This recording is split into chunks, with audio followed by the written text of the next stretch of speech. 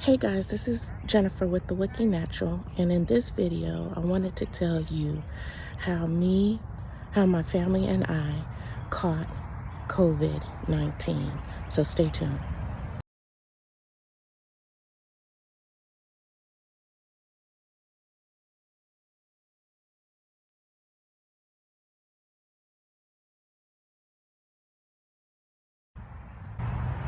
Okay, I'm back. I just wanted to tell you, let me take my mask off. I'm outside trying to enjoy some vitamin D. I'm about to walk around a little bit. I just finished walking around a little bit.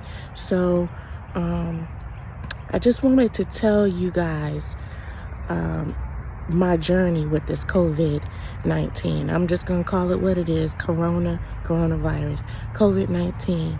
Yes, me and my family all got it. And so this video is just going to tell you some things to look out for, maybe things that you're not hearing on the media. Just also, this is my experience. This is not anybody else's experience.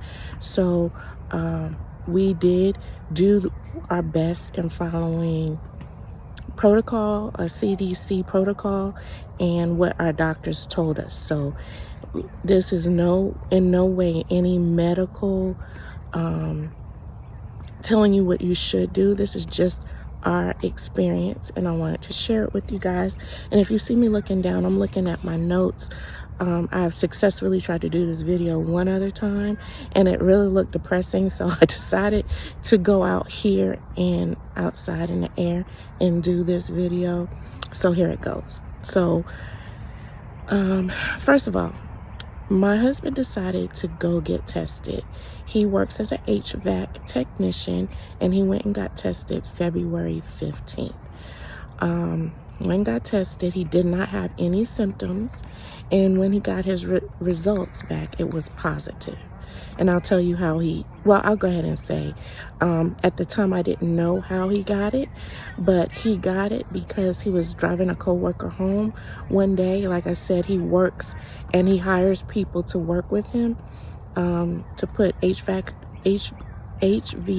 units into houses and take them out, do repairs on their heating and air system. And so sometimes he needs helpers, and he was dropping this one particular person home, and in the close quarters, that's how he got it. He wore a mask, was in a car for a few minutes, I guess, and got exposed to the virus. So he went and got tested. And then when he found his results out, me and my daughter went and got tested, and our results came back negative. So we get our results. We go get tested the next day, which is February 16th. So I want to give you the timeline of things. So just to let you know how serious the disease is, the sickness is. And so me and JL got tested, and our test came back negative. However, by the 18th, we both were sick. We both had a fever. We both had body aches. We both could not.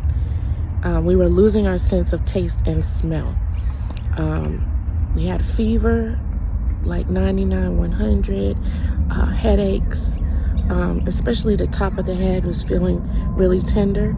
And so during this time, once we found out we were all positive, I was bringing the family soup, vitamin C, tea, whatever they wanted, a conglomeration of other vitamins like fish oil, vitamin D, elderberry. His family started sending different things for us to take, like elderberry and elderberry supplements. So we took that. I also took a lot of vitamin C, the emergency, and just even one time we did a citrus, what I call a citrus tea, where we boil the skin of the citrus fruits like oranges and limes and lemons and made a tea out of that. And so we were sick. And so at this point, we needed to get some things to help us not to be sick anymore. So that's the first week. Now, mind you, my husband was not sick at this point. He didn't get sick until February 22nd, which is the following Monday.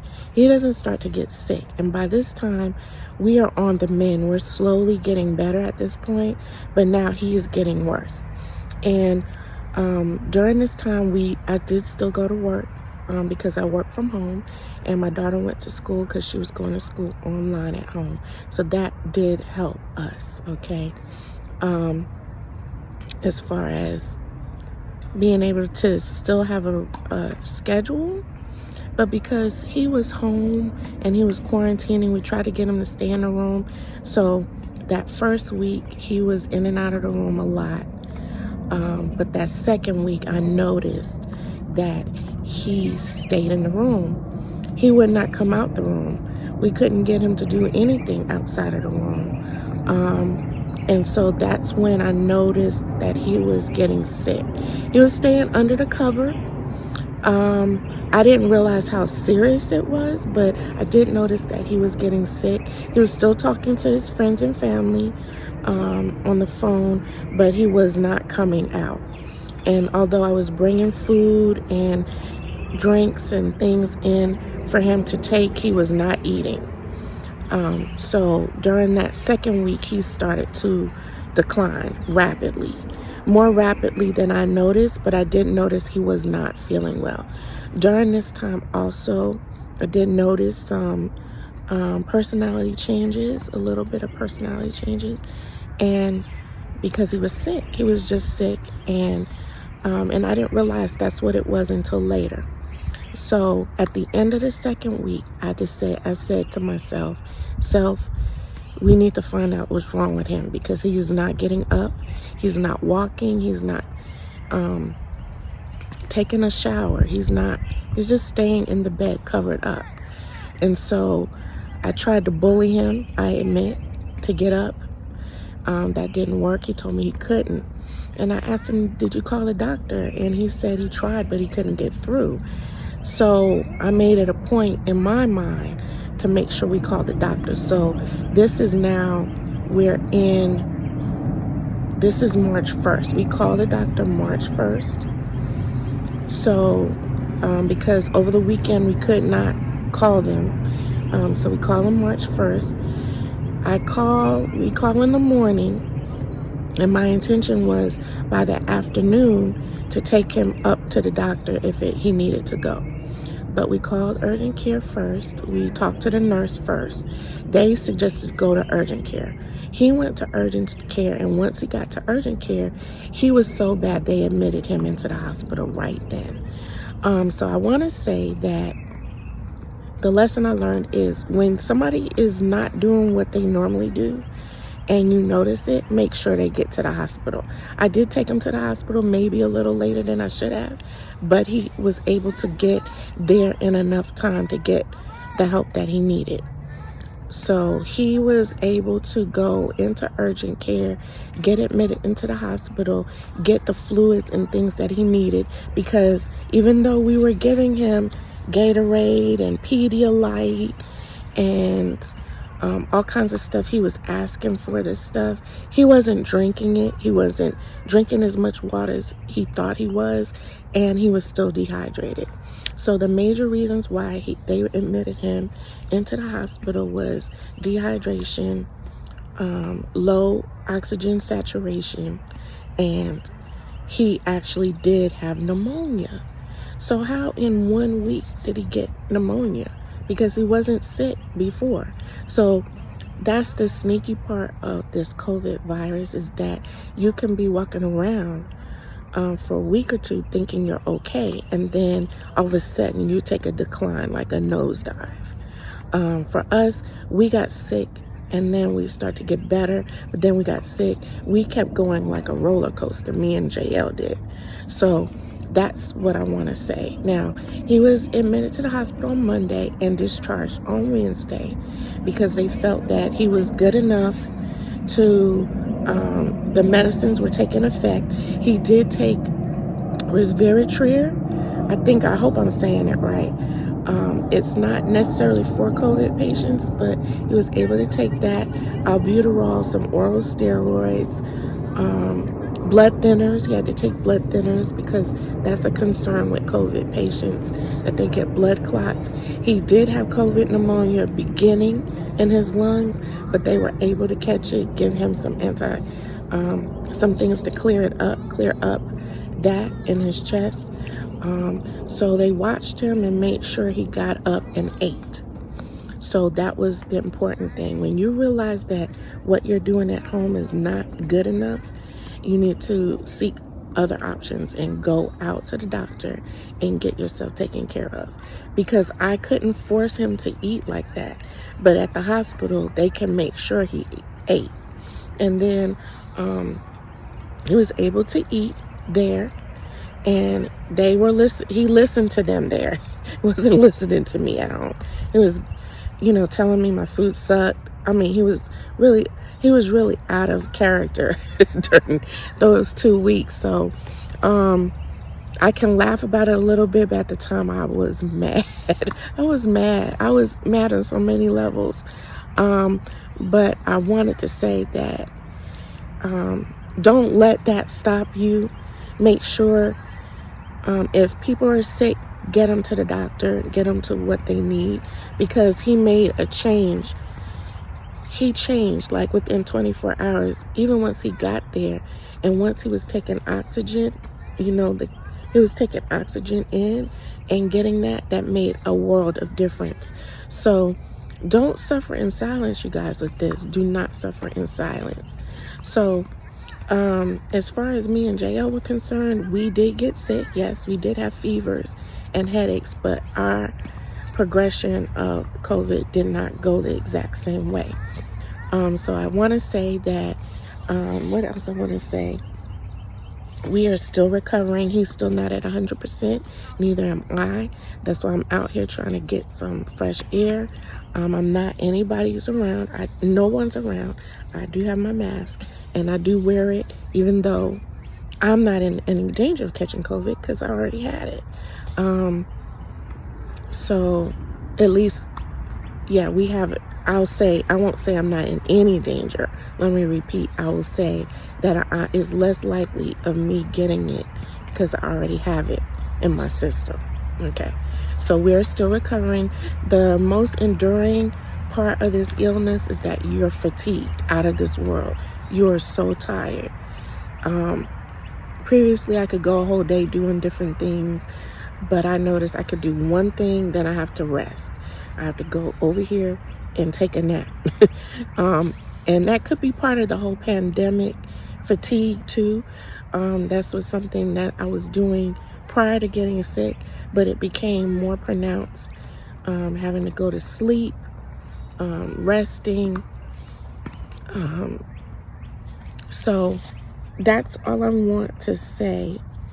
Part of the COVID protocol that they tell you to do is to go outside. And in case you're wondering what I'm looking at my notes, because this is like the second time I've done this video and I wanted it to be more positive.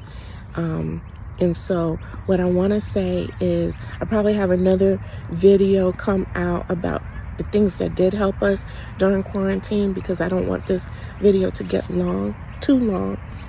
Well, the things I want to say is that if you notice personality changes, people not eating. So you know how when you were growing up, at least in my age range, we were told, feed a cold, start a fever. Well, with this COVID, you're going to have to, it's like a cold. And it does have a fever, but you need to feed it. Meaning, you need to eat. You cannot not eat. And that what makes it difficult to eat is because you don't have an appetite. You don't have a sense of smell or taste in some cases. And so that's what's important that you do. Get fluids in your body all the time. So that's what I would say. If you taking vitamin D, take vitamin D, take vitamin A, take vitamin C, take vitamin 12, take fish oil, whatever you have to do, take all of that, because that can only help. It cannot make it anything any worse. But if you notice that your home remedies are not having the desired effect, go to the doctor. That's what I want to say. Go to the doctor. The other thing I did want to say is during this time, my cousin did die from COVID. I had a first cousin up in New York that did die from COVID, and she had underlying cystic fibrosis.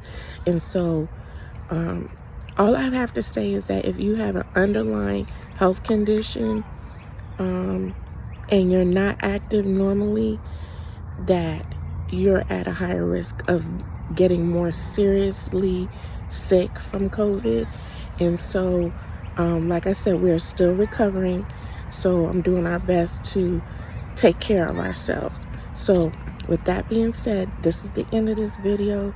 I just wanted to let you guys know some of the things I experienced, so that if you get sick, some of the things you need to do to make sure that you can recover.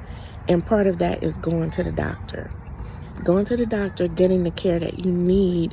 If when at home you cannot take care of yourself to the extent that you need to, go ahead and go to the doctor and get that care, because it was night and day. Once my husband went into the hospital, he got better in a matter of days, because they were putting things in him intravenously that was helping work with his body to get better.